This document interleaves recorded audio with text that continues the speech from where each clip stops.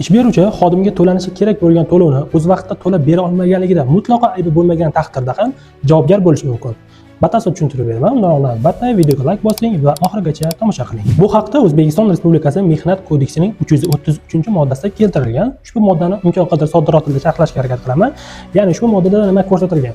Ish beruvchi xodimga to'lanishi shart bo'lgan to'lovlar, ya'ni bu bo'lishi mumkin olish haqi, bu bo'lishi mumkin dekret puli yoki bu bo'lishi mumkin mehnat qonunchiligi bilan tartibga solingan olish haqiga tenglashtirilgan to'lovlar hisoblanadi va ushbu to'lovlarni kechiktirilganligida har bir kechiktirilgan kun uchun Mehnat kodeksining 333-moddasiga ko'ra kompensatsiya yuzaga keladi.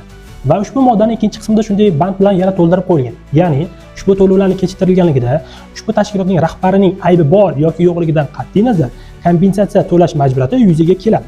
Soddaroq tilda tushuntiradigan bo'lsak, rahbarning aybi bor yoki yo'qligidan qat'iy nazar olish haqqingiz kech qoldimi, demak kompensatsiya ham ola olasiz.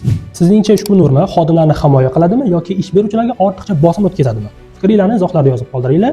Keyingi videolarda albatta ushbu Mehnat kodeksining 333-moddasi dekret pulini to'lash jarayonida nega qo'llanilmasligini batafsil tushuntirib beraman.